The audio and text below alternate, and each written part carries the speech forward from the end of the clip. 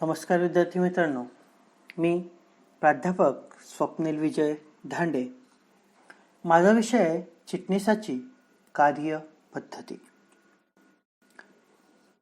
या विषयातील प्रकरण नंबर 3 भाग विक्री या प्रकरणाला आपण मागील 2 व्हिडिओमध्ये काही माहिती ही बघितलेली आहे. त्यामध्ये भाग विक्रीच्या पद्धती याबाबतची माहिती आपण घेतलेली आहे. पुढचा जो मुद्दा आहे या प्रकरणातील तो म्हणजे भागांचे वाटप. तर विद्यार्थी मित्रांनो, आज आपण भागांचे वाटप याविषयीची माहिती जाणून घेणार आहोत. जेव्हा कंपनी तिच्याकडे आलेल्या अर्जावरून अर्जदारास भागाचे वाटप करते, याला भाग वाटप असे म्हणतात. साध्या आणि सोप्या शब्दात सांगायचं झालं तर कंपनी तिच्याकडे आलेल्या अर्जावरून अर्जदारास भागाचे वाटप करते, याला भाग वाटप असे म्हणतात. या भागवाटपाविषयी सर्वोच्च न्यायालयाने एक व्याख्या ही दिलेली आहे. ती व्याख्या बघूया. व्यक्तीस कंपनीच्या विनियोग न केलेल्या भांडवलापैकी ठराविक संख्येने भागांचा विनियोग म्हणजे भाग वाटप होय. जे काही व्यक्तीस कंपनीच्या विनियोग न केलेल्या भांडवलापैकी ठराविक संख्येने भागांना किंवा भागांचा विनियोग किंवा भागांचं वाटप म्हणजे भाग वाटप होय. या व्याख्येचा जर विचार केला तर भाग वाटप म्हणजे संचालक मंडळ वाटप न केलेल्या भाग भांडवलातून अर्ज केलेल्या व्यक्तींना भाग वाटप करते, त्यास भाग वाटप असे म्हणतात. म्हणजे कंपनी कायदा 2013 नुसार पुढील कंपन्यांना भाग डिमटेरियलायझेशन किंवा डिमटेरियलाइज स्वरूपात द्यावे लागतात. म्हणजे कंपनी कायदा 2013 नुसार पुढील कंपन्यांना भाग डिमटेरियलाइज स्वरूपात द्यावे लागतात. डिमटेरियलाइज म्हणजे इलेक्ट्रॉनिक स्वरूपात द्यावे लागतात. कोणते आहे? 10 कोटीपेक्षा जास्त भाग सार्वजनिक विक्रीस करणारी कंपनी. म्हणजे 10 कोटीपेक्षा जास्त भाग सार्वजनिक भाग विक्री करणारी व्यक्ती किंवा कंपनी. 10 सप्टेंबर 2018 पासून नवीन भाग विक्री करणारी सूचीबद्ध नसलेली कंपनी आणि विहित केलेली इतर कोणत्याही प्रकारची किंवा प्रकारची कंपनी, विहित केलेली इतर कोणत्याही प्रकारची कंपनी, या तीनही कंपन्यांना कंपनी कायदा 2013 नुसार भाग हे इलेक्ट्रॉनिक स्वरूपात द्यावे लागतात.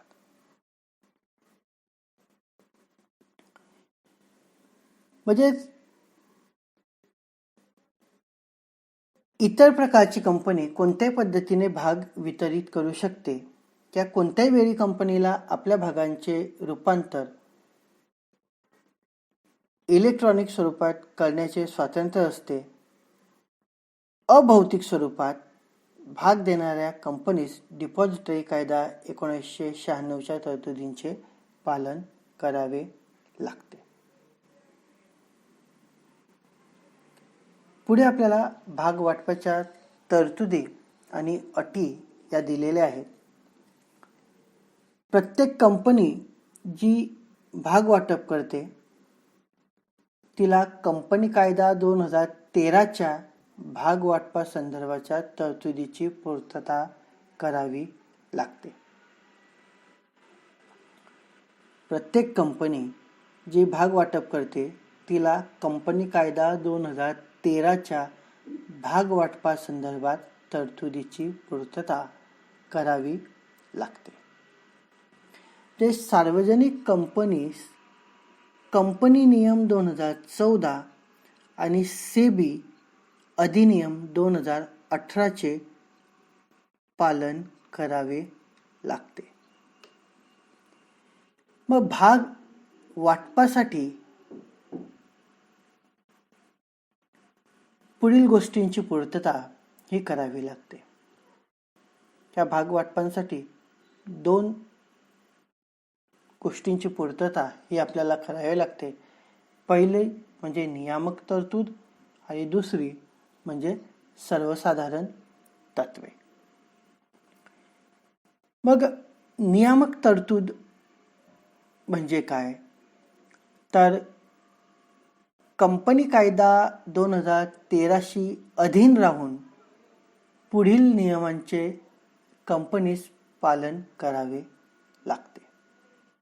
जी काही कंपनी कायदा आहे 2013, या कंपनी कायदा 2013शी अधीन राहून पुढील नियमांचे कंपनीस पालन हे करावे लागते.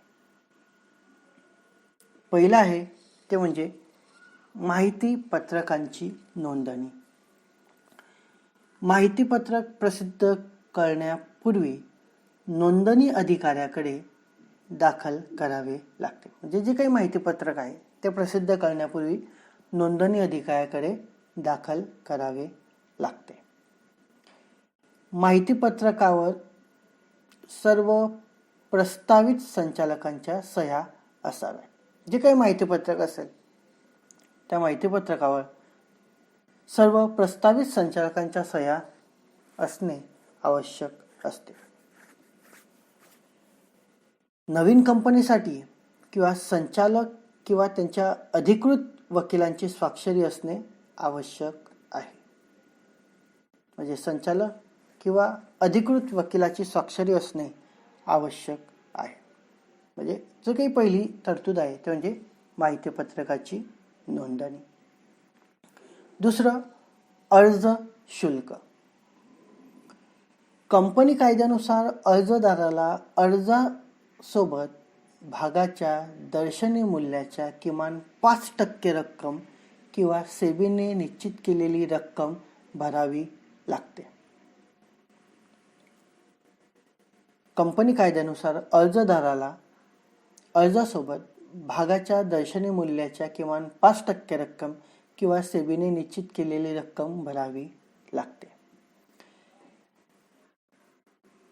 सेबीने सार्वजनिक कंपनीसाठी अर्ज शुल्काची रक्कम भागाच्या दर्शनी किमतीच्या किमान 25% निश्चित केली आहे. सेबीने सार्वजनिक कंपनीसाठी अर्ज शुल्काची रक्कम भागाच्या दर्शनी किमतीच्या किमान 25% निश्चित केलेली आहे आणि कंपनीने निश्चित केलेली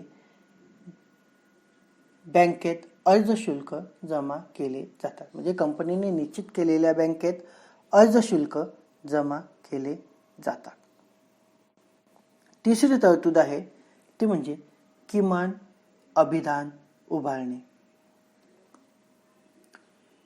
किमान अभिधान उभारणी म्हणजे विक्रीस काढलेल्या भागाची आवश्यक असलेली किमान विक्री होय.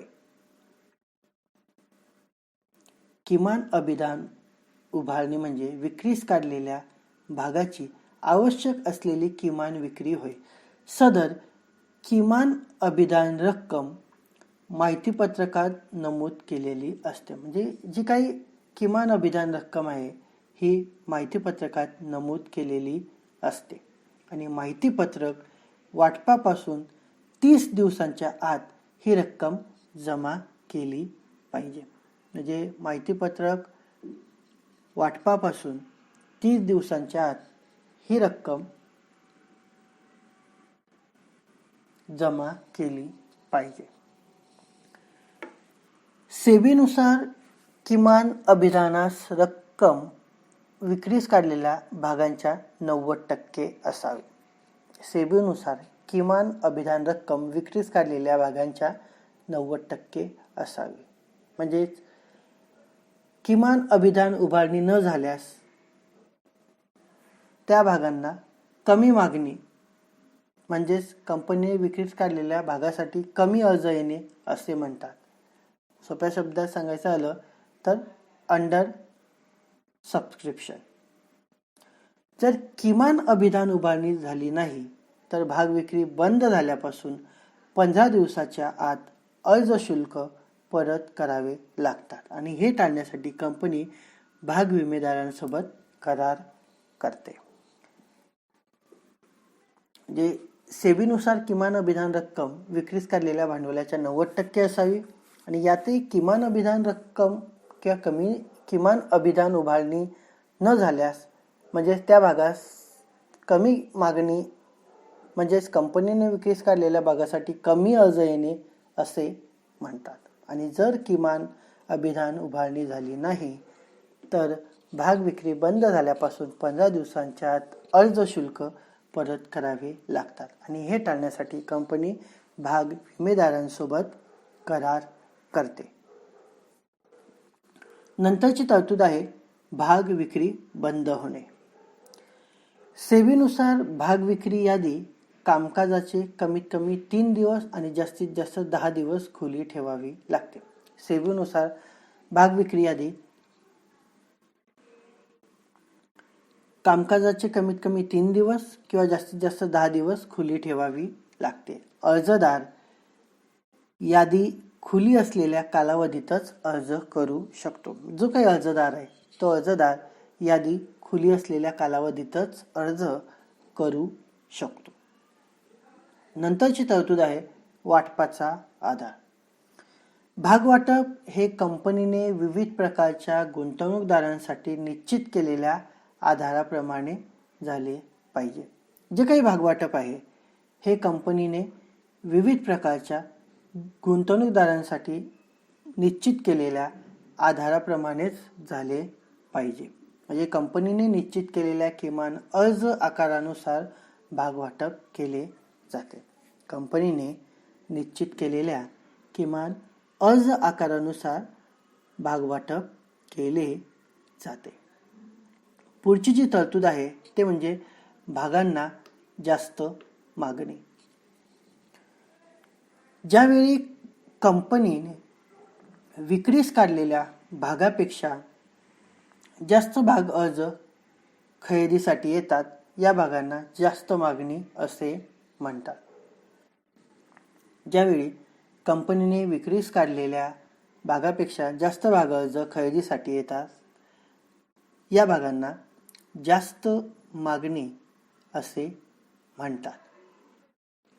म्हणजे माहितीपत्रक किंवा ऑफर लेटरमध्ये नमूद केलेल्या भागांपेक्षा जास्त भाग विक्रीस सेबी संमती देत नाही. तथापि निव्वळ विक्रीच्या जास्तीत जास्त 10% वाटप करण्यास परवानगी दिली जाऊ शकते. पुढची जी तरतूद आहे ते म्हणजे भाग बाजारात व्यवहार करण्यासाठी परवानगी. प्रत्येक कंपनीला भागाची सार्वजनिक विक्री करण्यापूर्वी एक किंवा एकापेक्षा जास्त मान्यताप्राप्त भाग बाजाराची परवानगी घ्यावी लागते. प्रत्येक कंपनीला भागाची सार्वजनिक विक्री करण्यापूर्वी एक किंवा एकापेक्षा जास्त मान्यताप्राप्त भाग बाजाराची परवानगी घ्यावी लागते. माहितीपत्रकात भाग बाजाराचे नाव नमूद केले पाहिजे आणि नोंदणीसाठी अर्ज केला पाहिजे याची वस्तुस्थिती नमूद केली पाहिजे. जर भाग बाजाराने परवानगी नाकारली तर कंपनी भाग वाटप रद्द करू शकते. आणि पुढची तरतूद आहे शेवटची, ते म्हणजे भाग विक्रीसाठी व्यवस्थापकाची व इतर विविध माध्यमांची किंवा इतर विविध मध्यस्थांची नियुक्ती. सार्वजनिक विक्रीच्या वेळी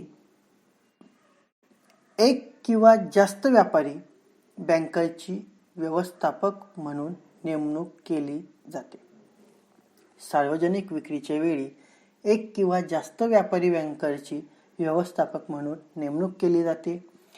विक्री नोंदणी अधिकारी, पैसे गोळा करणारे बँकर्स, विमेदार, दलाल, स्वप्रमाणित सिंडिकेट बँक, जाहिरात मध्यस्थ इत्यादींची सुद्धा नेमणूक केली जाते. म्हणजे सार्वजनिक विक्रीच्या वेळी एक किंवा जास्त व्यापारी बँकेची व्यवस्थापक म्हणून नेमणूक केली जाते आणि विक्री नोंदणी अधिकारी, पैसे गोळा करणारे बँकर्स, विमेदार, दलाल, स्वप्रमाणित सिंडिकेट बँक, जाहिरात मध्यस्थ इत्यादींची सुद्धा नेमणूक केली जाते. आणि दुसरं जे तत्व आहे ते म्हणजे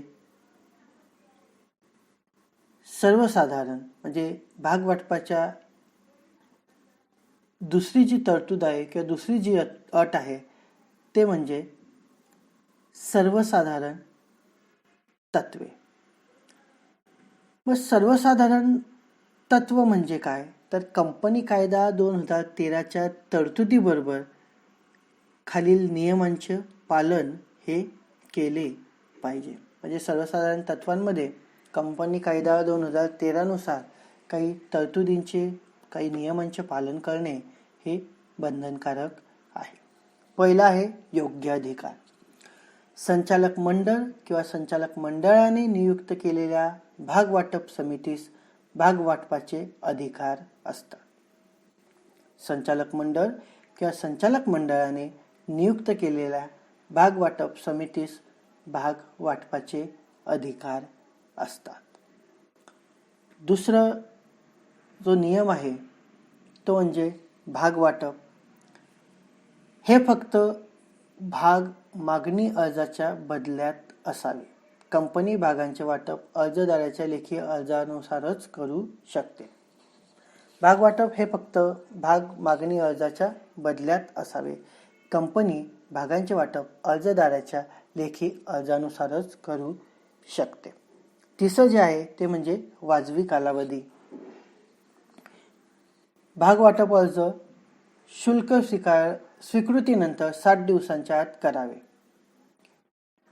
भागवाटप अर्ज शुल्क स्वीकृतीनंतर 60 दिवसांच्या आत करावे. भागवाटप माहितीपत्रक वाटप केल्यापासून 5व्या दिवसापासून करता येते. म्हणजे भागवाटप माहितीपत्रक वाटप केल्यापासून 5 दिवसापासून करता येते. चौथं जे आहे नियम तो म्हणजे निश्चित आणि विनाअट भाग वाटप. भागवाटप हे माहितीपत्रक आणि अर्ज यात नमूद केलेल्या अटींनुसार झाले पाहिजे. भागवाटप हे माहितीपत्रक आणि अर्ज यात नमूद केलेल्या अटींनुसार झाले पाहिजे आणि वाटपाच्या वेळी नियमामध्ये कोणताही बदल होता कामा नाही किंवा नवीन अंतर्भूत केले जाऊ नाही. म्हणजे वाटपाच्या वेळी नियमामध्ये कोणताही बदल होता कामा नाही किंवा नवीन अंतर्भूत केले जाऊ नाही. पाचवा जो नियम आहे तो म्हणजे संप्रेषण. कंपनी भागवाटप पत्र किंवा वाटप सल्ल्याद्वारे अर्जदारांना भागवाटप झाल्याचे कळवावे लागते. कंपनी भागवाटप पत्र किंवा वाटप सल्ल्याद्वारे अर्जदारांना भागवाटप झाल्याचे कळवावे लागते. या पत्रामध्ये वाटप केलेल्या भागांची संख्या, देय भागवाटप रक्कम इत्यादींची माहिती दिलेली असते. म्हणजे या पत्रामध्ये वाटप केलेल्या भागांची संख्या, देय भागवाटप रक्कम इत्यादींची माहिती ही दिलेली असते. आणि शेवटचा नियम तो म्हणजे विसंगती किंवा उल्लंघन नको. भागवाटप करताना इतर कोणत्याही कायद्याचे उल्लंघन करू नये. कंपनी कोणत्याही विद्यमान कायद्याचे उल्लंघन करून किंवा कायद्याशी विसंगतपणे भागाचे वाटप करू शकत नाही. उदाहरणार्थ, अल्पवयीन अर्जदारास भाग वाटप करू शकत नाही. जर कंपनीने वरील अटींची आणि तरतुदींची पूर्तता केल्यास नियमित भाग वाटप म्हणतात. परंतु कोणत्याही एखाद्या तरतुदीचे पालन न केल्यास त्यास अनियमित भागवाटप असे म्हणतात आणि असे भागवाटप कायदेशीररित्या अवैध असते. असे भागवाटप कायदेशीररित्या अवैध असते. विद्यार्थी मित्रांनो, आज आपण भागवाटप म्हणजे काय, भाग वाटपाच्या तरतुदी आणि अटी ज्या मुख्यतः दोन दिलेल्या आहेत, एक नियामक तरतुदी आणि सर्वसाधारण तरतुदी. नियामक तरतुदीमध्ये आपल्याला माहिती पत्रकाची नोंदणी, अर्ज शुल्क, किमान अभिधान उभारणी, त्याचप्रमाणे भागविक्री बंद होणे, वाटपाचा आधार, भागांना जास्त मागणी,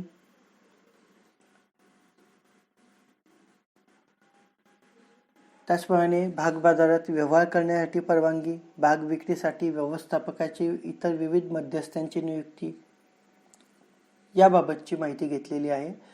तर दुसरी जी काही तरतूद किंवा अट आहे म्हणजे सर्वसाधारण तत्वे, यामध्ये योग्य अधिकार, भाग वाटप, वाजवी कालावधी, निश्चित आणि विनाअट भाग वाटप, संप्रेषण, विसंगती किंवा उल्लंघन नको या अटींची किंवा तरतुदींची माहिती आपण आजच्या व्हिडिओमध्ये घेतलेली आहे. धन्यवाद.